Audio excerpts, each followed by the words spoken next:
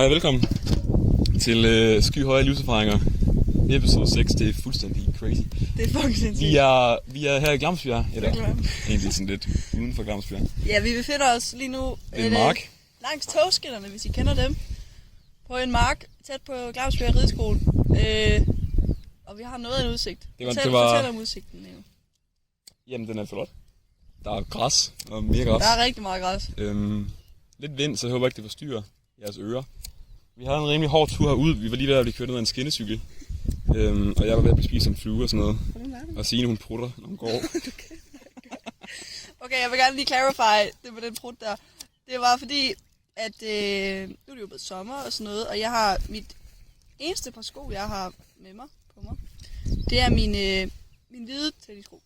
Og det er jo ikke praktisk om sommeren, så jeg har købt mig sådan et par sandaler. 300 kroner i magasin.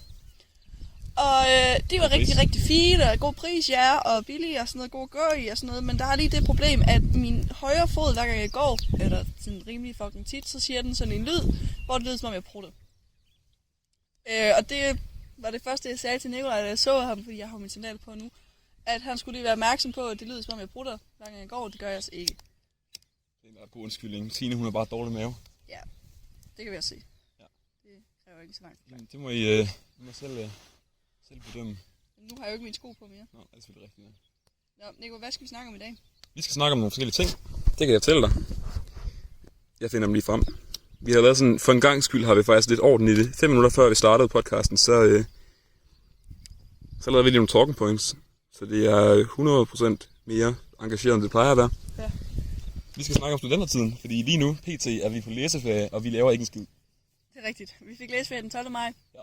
Og vi har været oppe i skriftlig dansk og skriftlig engelsk, og nu skal vi op i skriftlig spansk på onsdag.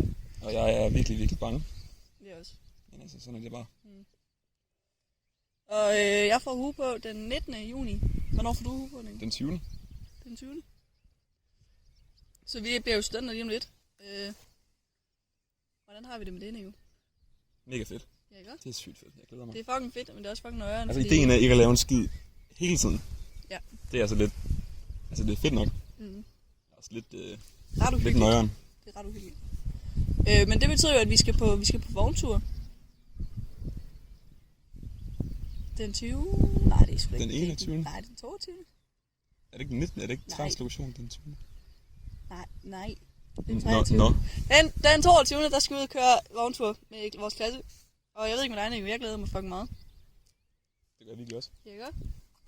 Jeg kan lige fortælle lidt om vogntur til dem af jer, der ikke ved, hvad det er. Jeg tænker, I ved, hvad det er. Men altså, sådan, vi skal bare drikke os fulde. Jeg skal drikke sådan 25 genstande, fordi en på hver klasse, er det ikke sådan noget? Og det ved jeg fandme ikke. En på hver klasse, menneske. Eller en på hver person i klassen. Men vi kører rundt. Vi starter ved Gustav Bav på klassen, og så kører vi bare... Vi skal også helt til år på Sydfyn rundt. Det gør vi, ja. Og fra morgen til aften. Det bliver virkelig... Jeg tror, det er udmattende. Er det 10 minutter over 8, vi starter? Sådan noget. Eller noget crazy. Og så er vi færdige kl. 6 eller 6 jo. Om morgenen, fordi vi skal ud til Bav og pynte vognen og sådan noget. Så det bliver fedt. Det bliver fucking fedt. Men det er sådan lidt... Fordi så skal man jo lige pludselig ikke drikke sig banke langt, inden klokken bliver sådan 9.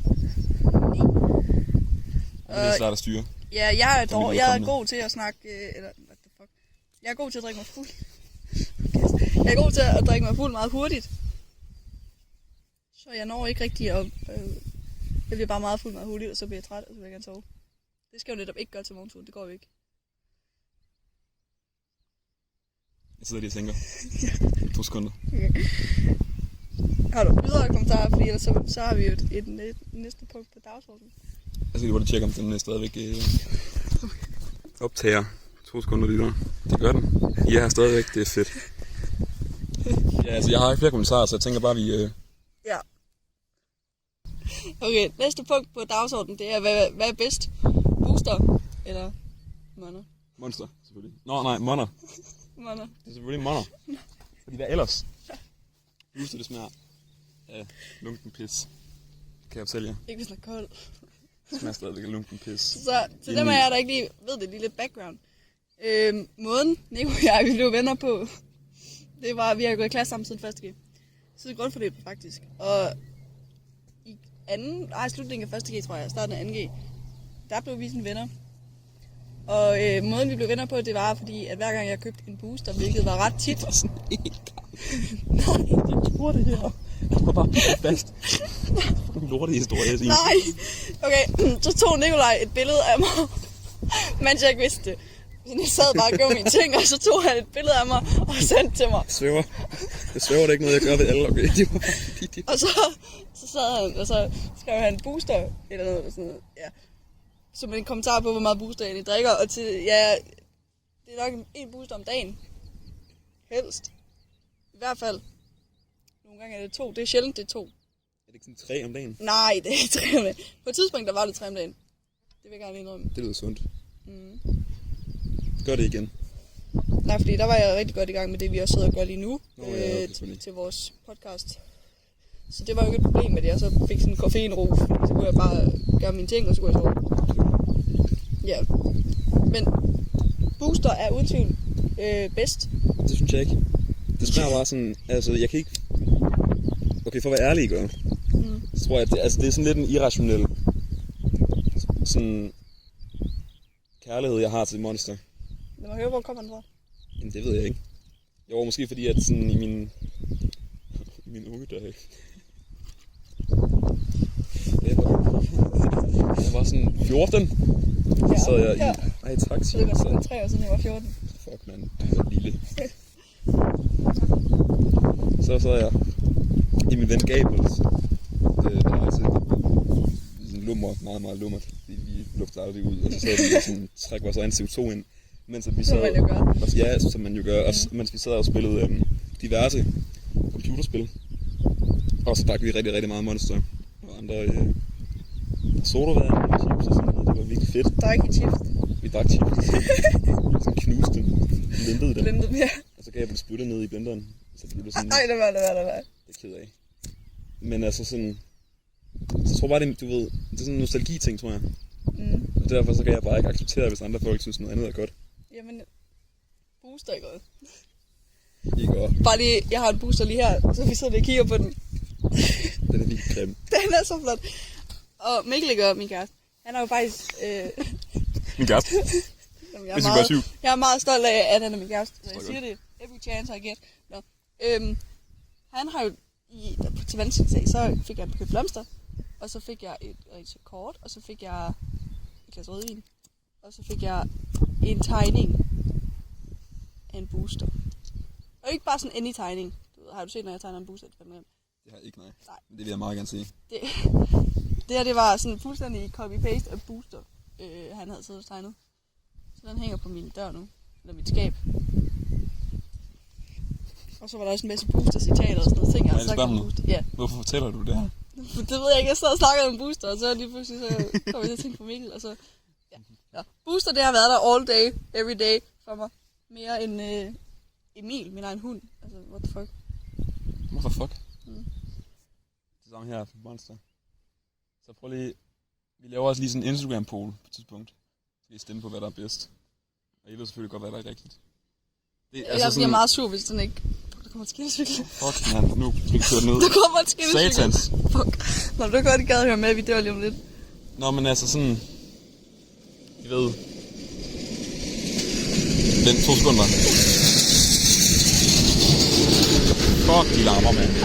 Jeg kiggede, fuck, det var akavet. Gjorde det? Det var meget akavet. Det står jeg virkelig godt. Nå, men hvad var det, vi snakkede om? Booster. Nå ja. Nej, også ikke glem Monster. Sgu da. Nå jo, den der Instagram-poll der, nu skal I bare høre, ikke? Så sådan... I stort og hele, og i bund og grund, så stemmer I faktisk på, hvad vi bedst kan lide af mig og Signe. Eller nej, vent, det er Signe og jeg. Nej. Jo, det gør jeg. Det var mig at sige. Er det mig at sige? Ja. For reals? Nå. Min kæreste siger anderledes. Ja. Hvad hedder det? Men det kommer an på situationen. Ja. Er det rigtigt? Ej, tak, Signe. Tusind tak. What the fuck, man? Skal vi snakke om noget andet? Skal vi snakke om næste point? Vil du læse det? Okay. Hvor meget ost er for meget ost? Hvor meget ost er for meget ost? Jeg ved ikke, jeg synes virkelig, det er svært. Det er et svært spørgsmål. Jeg har svaret. Så snart, at den propper ost i ting, som man ikke prøver ost i, så er det fandme for meget ost. Altså Prøv at sige det igen, for jeg hostede lige. Så snart, at man propper for meget ost... Nej, fuck. Så snart, at man propper ost i noget, som ikke skal ost i. Altså sådan en... sådan en wienerpølse for eksempel. Ja. Hvad fanden er der, hvad der sker der for det egentlig? Præcis. Hvad sker der for det? Hvis man har nogensinde spist en ostepølse, så vil jeg gerne lige i vores kommentarfelt have et svar på, hvorfor. Nej, men okay. Fint nok. Så jer, der hører vores podcast, vil I ikke henvende jer til os, så vi ligesom kan... Afslut det. Find ud af, hvorfor. Jeg vil gerne vide det. Jeg vil også gerne vide, hvorfor. Jeg så også sådan, og hvordan og sådan okay, du har lasagne. Om jeg har lasagne? Nej, jeg har ikke lasagne. Teoretisk jeg har det, du gerne vil have. Teoretisk set, Nicoline, så har du lasagne. Jeg kan godt lasagne. Hold kæft. Du har lasagne. Og lasagne, den er meget cheesy i forvejen. Der er ost i. Ja. Sådan godt med ost i. Det er ret frød og sådan noget. Tak. Men jeg hører ikke efter. Så træder man at kigge på omgivelserne. På så der græsstrå her. Prøv at tjekke det ud på så grønt. Jeg tror, vi er done. For reals? Så du ret. Nå, du har lasagne. Det er grønt, det her græsstrå. Du har en lasagne. Ja. Og lasagnen. Det er cheesy og sådan noget. Så kan du vælge at tage en Babybel. Ved du, hvad det er? En Babybel? Babybel. Nej, det ved jeg ikke, hvad jeg har. Det er sådan en jeg slags meget gerne ost. vide, hvad det er. Okay, Babybel, det er sådan en... Du ved den der Havarti-ost, man kan få nede i Rema 1000. Den røde. Der er en, der minder lidt om den, der bare endnu mere sådan... Fuldstændig ren ost. Fuldstændig sådan smelteost. Hvordan kan man blive mere ostet? Jeg ved det ikke. Og de er sådan små røde nogen, og så de pakket med en ko på. Sådan noget. Meget cute. En ko? Ja. Så kan du tage den Babybel. Det hedder... Skal jeg finde billedet af den til? Må gerne. Okay. Og så tager du den... For en KitKat. For en KitKat. Vil jeg få et stykke? Måske. Du må gerne sige nej. 2 sekunder. Jeg har et spørgsmål. Nej, jeg skal lige finde den der Babybel. Jeg kan koncentrere mig om så mange ting på én gang. Når vi er færdige med det, så har jeg et spørgsmål, som forholder sig til emnet. Okay. Det er dem her. Okay, der er ikke nogen ko på. Nå, dem? Dem? Dem kender jeg sgu. Der er fejl at være ko på. Ja, nå. Hvad er det for noget? Du kan proppe dem ned i din lasagne sådan en, så der er sådan en... Nu kæft, Nico. Der er sådan en... Du kan proppe dem ned i din lasagne, så du får sådan en endnu mere ostet Har du gjort det? lasagne. Nej, det har jeg set en på TikTok gøre. Kunne du det? Special pass. Babybel i din lasagne. Kæmpe plads. Hvis jeg skulle have noget i min fucking lasagne, så skulle det kratter være brie. Hvad? Det skulle være brie. Brie. Babybel. Hvorfor skal du brie?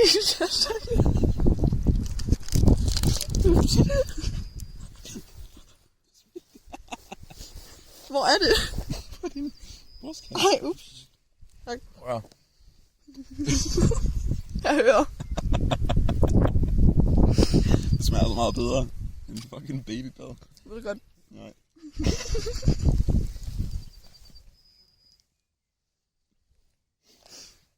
Hvad ved jeg at sige? 2 sekunder. Det smager godt det her. Ja. Hvad er det så købt? Ja. Nej. Nej. What the fuck? Ja. Men tak, mand. Hvad snakker du om? Man siger, at brie det smager pæk. Det er rigtigt. Jeg har aldrig skadet nogen. Altså pik. Men det her brien. Nej. Der skulle da mange, der ikke kan lide det. Hey. Det der spørgsmål, jeg havde. Nå. Så bare høre her. Klar. Hvad for en ost er den bedste ost? Meget vigtigt. Cheddar, tror jeg. Nej. Eller mozzarella. Ja, okay, fair nok. Cheddar eller mozzarella. Mozzarella. Prøv lige, har du nogen, der smagt? Har I? Lytter. Min kære lytter og sige. Har I nogen, der smagt? Sådan et stykke frisk brie. Og så sådan en tomat ovenpå. Nej. Og så lige det der blade der. Nej, Hvad hedder det der blade der? Hvad siger du?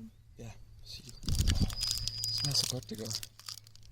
Prøv for helvede, Nico. Nej, det er virkelig. Du skal prøve det. Jeg har ikke lyst til at prøve det. Jamen, jeg laver det til dig en dag. Nej, det er Næste virkelig ikke podcast, så smage tager jeg godt. brieost. Nej, ikke fuck.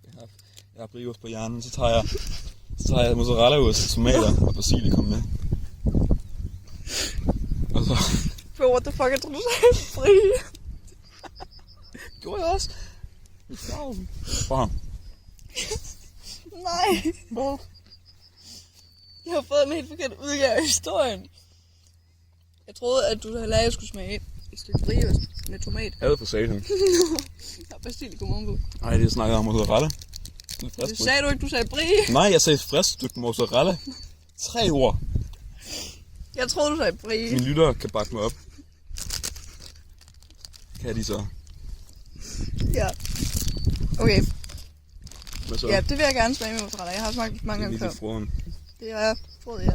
Men jeg tror, du sagde brie, så... Okay. Nej, vi skifter et nyt emne. Nej, jeg skal lige sige en sidste ting. Om det er brie. Brie det er min yndlingsost. Fordi det smager sådan creme og sådan noget.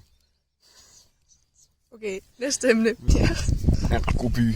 Der kan en god by. Den har alt muligt. Der går en bus. Se, der er en bus der. Der går en bus. Ja, der går en bus, Nico. Altså, den har jo alt muligt. Den har sådan... Jo, det har den sådan. Har den? Ja. Og så har den sådan en åben svømmehal. Sådan... For wheels? Nej, tak. Sådan en svømmehal, som sådan er... Jo, den har en svømmehal. Den har sådan en udendørs svømmehal. Der lå engang en lort på bunden af svømmehallen. Nej, jeg mener ikke. Nej. Jo. Var det dig, der lagde den? Nej. Bare det var sikker. Det var det ikke. Nej, Jeg ved ikke. Ja, det gjorde der engang. Jeg har lært at svømme dernede. Eller, jeg har ikke lært at svømme. Jeg er gået til svømning dernede. Stoppede du, da du fandt lorten? Nej, jeg ved ikke, lorten var der på et andet tidspunkt. Jeg gik der. Efter jeg var stoppet dernede til svømning. Jeg har bare hørt om, jeg aldrig set den. Det er en legend. Lorte legend. Ses. Nå. Jeg synes, du er Glamsbjerg som by. Nej, men lorten på bunden af svømmehallen i Glamsbjerg. Lorten på bunden af svømmehallen. Hvad gør den ved dig? Hvad gør den ved din opfatning af Glamsbjerg som by, Nico? Nå. Det er sådan lidt, jeg har lidt en... Altså sådan ærligt talt, så det giver lidt en foruroligende følelse i kroppen. Jeg ved, at det er sket. Hvilke andre steder? Ja. Glamsbjerg. Ligger der lige sådan en påskeæg. Ja. De to er fine. Hvad tænker jeg om Glamsbjerg som by? Hvad tænker du egentlig om Glamsbjerg Okay, som by? lad mig sige det sådan her. Ja. For mig, Glamsbjerg, det er 2 ting. Den ene Glamsbjerg, den ligger oppe ved gymnasiet, hvor der også er Glamsbjergskolen og Rema. ABC, efterskolen, Circle K, sådan nogle ting. Det er den ene del af Glamsbjerg. Den del kan jeg egentlig meget godt lide, det er meget hyggeligt og sådan. Og så er der den anden del, som så er resten af Glamsbjerg. Det er sådan lidt, det er sådan lidt midt. Sådan, det er ikke sådan, det er noget sådan, bor man i Glamsbjerg, what the fuck. Men sådan en by kan jo kun være godt. Der er altid en midtdel af byen. Sådan er der i Odense. Ja, men stadigvæk. Ja, der er nok. Okay, jo, du er. Hvad? God point. Tak. Så det er sådan lidt, hvis jeg skulle bruge Glamsbjerg, what the fuck. Hvad laver du? Jeg kigger på min telefon. Er den good? Den er god, jeg tror. Jeg skal lige tjekke, om vi stadigvæk er med os. Har I en puls? I har trods alt en puls stadigvæk. Jeg er en knaver. Fordi jeg har sådan en pose i kinden. Skal vi lige fortælle Hans anekdoten? Det tror jeg nok lige. Der står også Sexmuseet i Amsterdam på listen. Den tager vi bag. Okay, den glæder jeg mig til at høre. Okay. Altså, hvad har du at sige om Hans? Ja. Kan du lige se? Jo, hvad har du at sige om Hans? Nej, det er ikke tysk. Hvad har du at Det sige? er meget mere podcast, faktisk. Okay,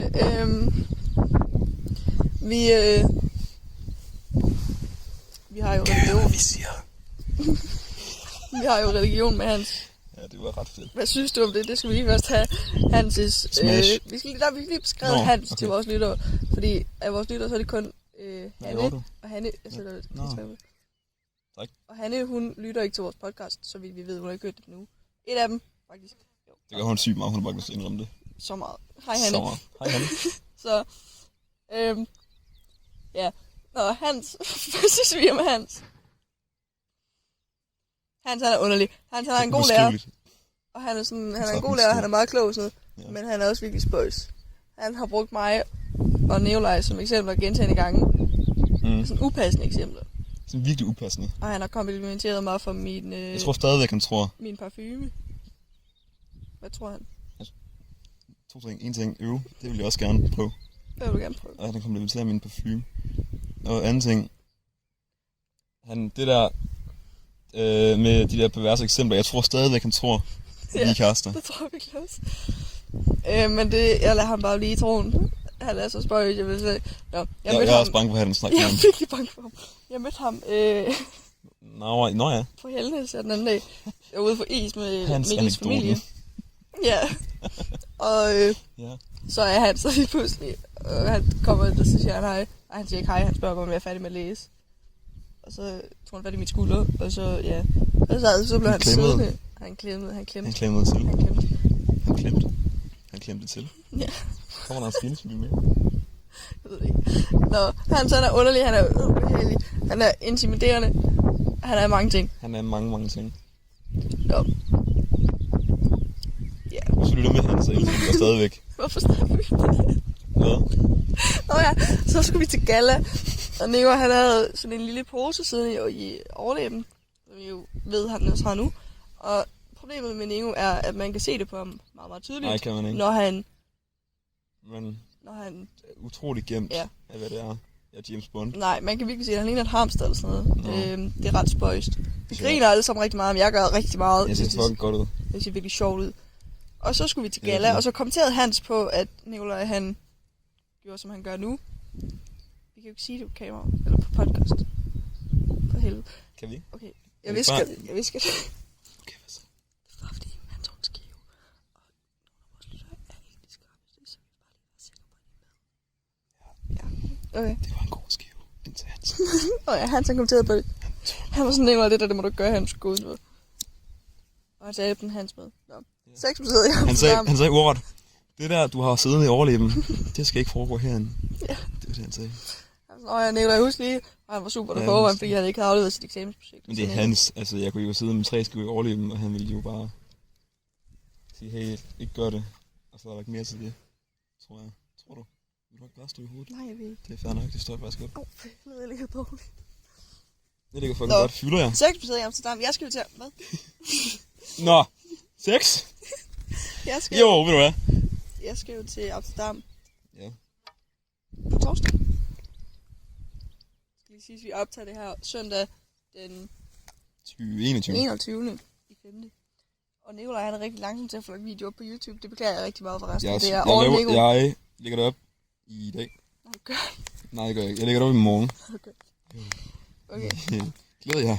Men så ved I det. Og jeg skal jo, på søndag. Det kan godt være, det ikke er kommet op på søndag. Så skal jeg op til Amsterdam, og vi skal blandt andet besøge et sexmuseum. Det skal lige siges, dem der skal med, det er min mor, Kampel, Ralle, og så Mikkel, min kæreste. Så det skal vi, ja.